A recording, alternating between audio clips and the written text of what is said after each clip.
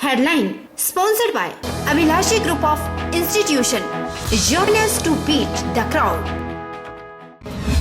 कांग्रेस प्रत्याशी रहे आश्रय शर्मा ने प्रदेश सरकार के खिलाफ खोला मोर्चा। बोले भाजपा सरकार विकास के कोई 5 काम गिना दे देंगे इनाम, 2 साल में एयरपोर्ट बना दे तो छोड़ देंगे राजनीति। रोटरी क्लब जोगिंदरनगर और मंडी ने मनाया विश्व पोलियो दिवस। जोगिंदरनगर में निकाली गई जागरूकता रैली में पोलियो और मास्क पहनकर कोरोना के प्रति जागरूकता का दिया गया संदेश। त्योहारी सीजन शुरू होते ही शुरू हुई ऑनलाइन ठगी, लोगों को ऑनलाइन बेवकूफ बनाकर ठगा जा रहा। पांवटा साहिब के गौरव को टैबलेट फोन की जगह मिली मूर्ति और चुन्नी। और पुरानी पेंशन बहाली की मांग को लेकर सोलन में गरजे कर्मचारी, जमकर किनारेबाजी। कर्मचारियों ने पुरानी पेंशन बहाल न करने पर हिमाचल के साथ पूरे देश में उग्र आंदोलन की दी चेतावनी। नमस्कार, आप देख रहे हैं HP 24x7। मैं हूं जनीशा। प्रदेश कांग्रेस कमेटी के महासचिव और मंडी संसदीय क्षेत्र से कांग्रेस प्रत्याशी रहे आश्रय शर्मा ने प्रदेश सरकार के खिलाफ मोर्चा खोल दिया है। आश्रय ने कहा कि भाजपा सरकार विकास के कोई 5 काम गिना दे तो वे नगद इनाम देंगे। आश्रय ने कहा कि जयराम सरकार एयरपोर्ट नहीं बना पाई है, अगर जयराम सरकार 2 सालों में एयरपोर्ट बना दे तो मैं राजनीति छोड़ दूंगा।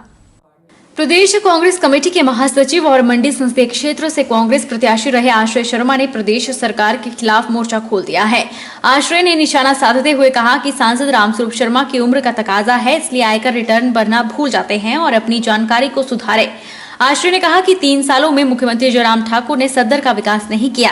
सांसद रामस्वरूप शर्मा को 27,000 की लीड मंडी सदर से मिली, यहाँ के फंड सराज जा रहे हैं। फोरलेन में सारे सराज वालों को नौकरी मिली है और सड़कों की दयनीय स्थिति है।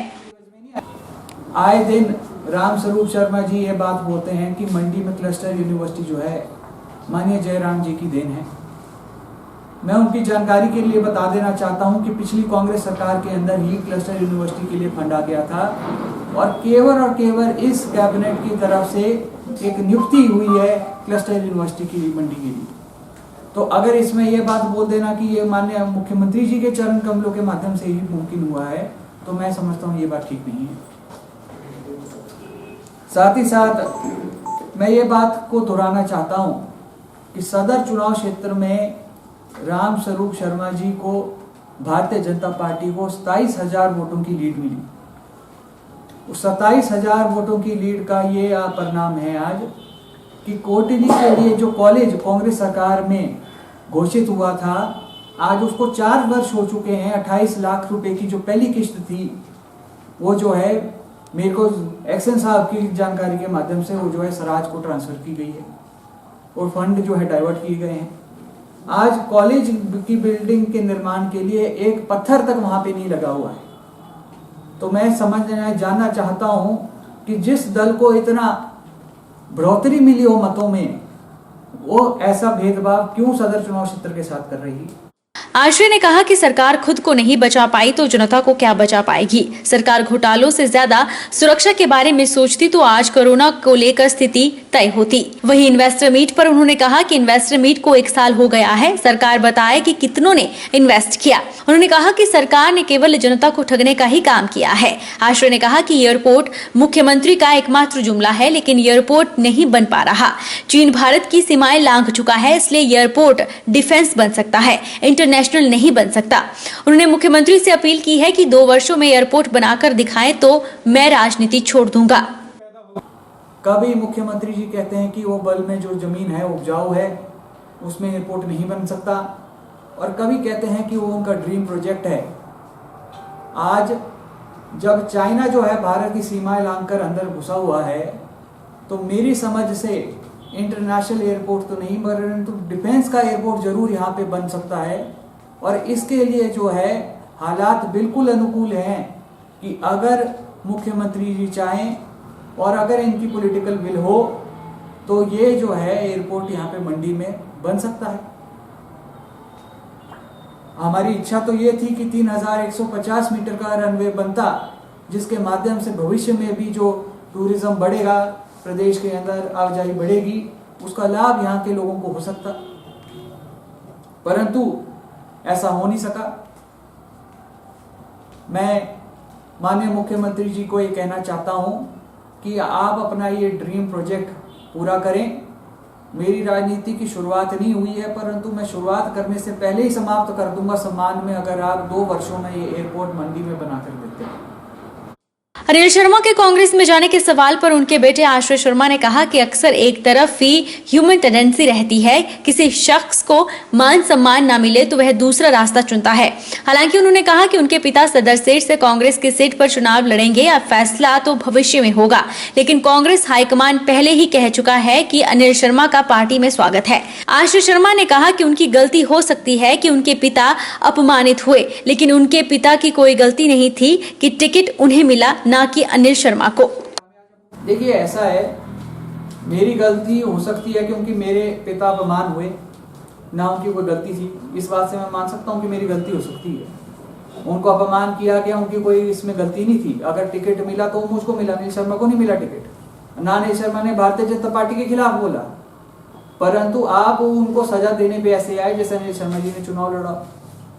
तो हो सकता है एक बेटे के रूप में मेरे से गलती हुई हो, परंतु जो अपमान अनिल शर्मा जी का किया, एक बड़े सज्जन व्यक्ति हैं, ऐसे कहते हैं मुख्यमंत्री जी बड़े साफ छवि के नेता हैं, तो अनिल शर्मा जी भी बहुत साफ छवि के नेता हैं, कोई दाग नहीं उनके दामन में।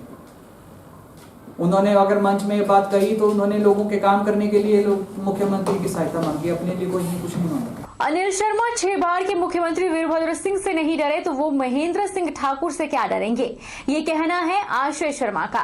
मंडी में आयोजित पत्रकार वार्ता में आश्रय शर्मा ने कहा कि रामस्वरूप शर्मा ने पत्रकार वार्ता में कहा था कि अनिल शर्मा को महेंद्र सिंह ठाकुर का खौफ है। अनिल शर्मा ने महेंद्र सिंह के क्षेत्र में कोई हस्तक्षेप नहीं किया, जबकि समय समय पर महेंद्र सिंह का हस्तक्षेप सदर चुनाव क्षेत्र में रहा। उसके बाद भी अनिल ने द्वेष भाव से काम नहीं किया। आश्रय ने कहा कि अनिल शर्मा 6 बार के मुख्यमंत्री वीरभद्र सिंह से नहीं डरे और वे महेंद्र सिंह से भी नहीं डरेंगे। उन्होंने अपने पत्रकार वार्ता में भी कहा कि महेंद्र सिंह जी का खौफ है अनिल शर्मा जी को। मैं कहना चाहता हूं आदरणीय श्री रामस्वरूप शर्मा जी, अनिल शर्मा जी जो है आपकी तरह नकली ब्राह्मण नहीं है, परशुराम की तरह पक्के ब्राह्मण है। वो विकास करने में ज्यादा दिलचस्पी रखते हैं। ना उन्होंने आज तक महेंद्र सिंह जी के इलाके में आके कोई हस्तक्षेप किया, परंतु समय समय पे महेंद्र सिंह जी का जो हस्तक्षेप है सदर चुनाव क्षेत्र पे रहा। उसके उपरांत भी उन्होंने कभी कोई द्वेष भाव से महेंद्र सिंह जी के खिलाफ कोई काम नहीं किया। कहाँ जहाँ अनिल शर्मा जी 6 बार के मुख्यमंत्री राजा वीरभद्र सिंह जी से नहीं डरे, तो उन्होंने महेंद्र सिंह जी से क्या डरना। भले ही केंद्र और प्रदेश सरकार देश को स्वच्छता बनाने के लिए कई योजनाएं तैयार कर रही है, लेकिन धरातल की बात की जाए तो सारी योजनाएं बौनी साबित हो रही है। जो तस्वीर आज हम आपको दिखा रहे हैं, प्रशासन सरकार की योजनाओं की यहां पर सरेआम धज्जियां उड़ाई जा रही है। दरअसल यह खूबसूरत तस्वीरों को देखिए, इस बेहद हसीन नजारे के साथ एक से एक खतरनाक बीमारी, ढेर सारी बदबू के साथ आपका गंदगीपुर में स्वागत है। माफ कीजिएगा, बद्रीपुर पंचायत में स्वागत है। वैसे तो ये बद्रीपुर पंचायत है, लेकिन लाजवाब बेहतरीन गंदगी को देखकर ऐसा लगता है जैसे ये गंदगीपुर पंचायत है। समस्या बहुत गंभीर है। ये जो कूड़ा पड़ा है यहाँ, ये पिछले कई सालों से ऐसे ही है, इस पे कोई कार्रवाई नहीं है। बोल बोल के थक गए हैं और इससे बीमारियों का बहुत ज्यादा खतरा है। आजकल लोग तो डर रहे हैं कोरोना से कि कोरोना बीमारी फैल रही है, कोरोना फैल रही है। लोग और सरकार बहुत नागरिकों के लिए बहुत बचाव कर रही है, एक से एक उपाय कर रही है, लेकिन मैं तो कहता हूँ कोरोना से ज्यादा खतरनाक ये गंदगी की बीमारी है, कूड़े की बीमारी है। इससे न जाने सैकड़ों प्रकार की बीमारियां फैलती हैं इस कूड़े के कारण। बोल बोल के थक चुके हैं जनाब। गंदगी बढ़ रही है, जिससे क्या है, जितनी भी लेडीज आती हैं, बच्चे आते हैं, उनके लिए तो खतरा ही है ना। तो प्रशासन को बस यही करना चाहिए कि जितनी भी यहाँ पे गंदगी फैली जा रही है, उसका कोई ना कोई सोल्यूशन तो निकलना जाए, इसको कहीं किसी वे से दूर किया जाए। राष्ट्रीय राजमार्ग 707 पांवटा साहिब से चिलाई गुमा को जोड़ती सड़क पर तारकोल बिछाने का कार्य युद्ध स्तर पर चल रहा है।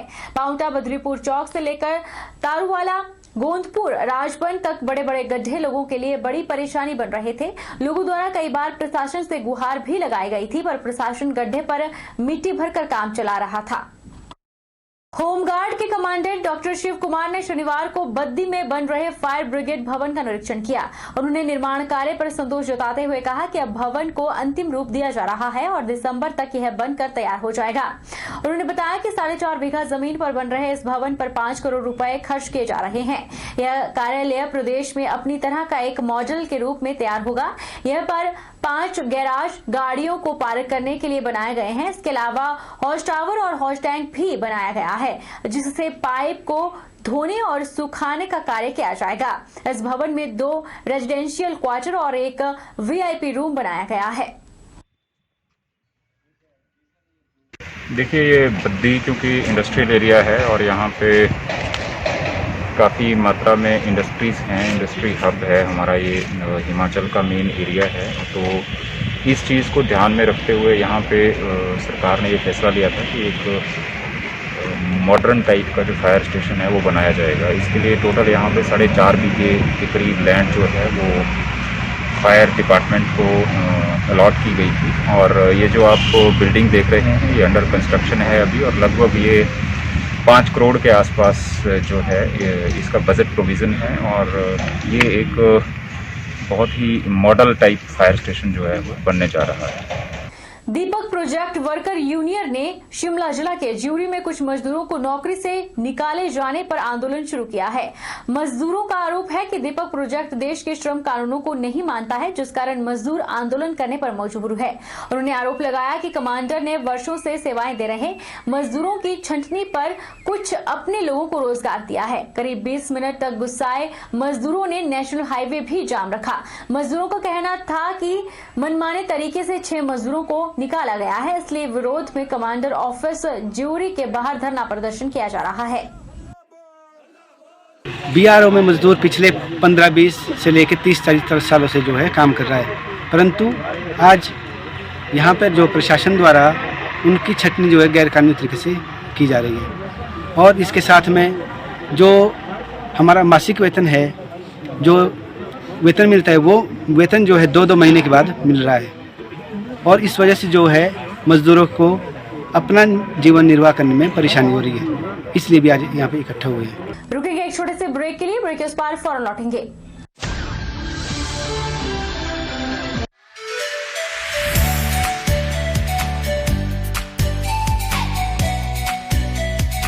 Abhilashi Group of Institution, where you can get admission in 2020 and 21 for BTech in Civil, Mechanical, Electrical and Computer Science Engineering, Diploma in Civil, Mechanical and Electrical Engineering, B Pharmacy, B.Ed, D.L.Ed, MSc, Physics, Chemistry, Botany, A&M, G&M, BSc Nursing and Post Basic BSc Nursing courses. For detailed inquiry, please contact Abhilashi Group of Institutions near Chowk, Tehsil Bald, District Mandi, Himachal Pradesh.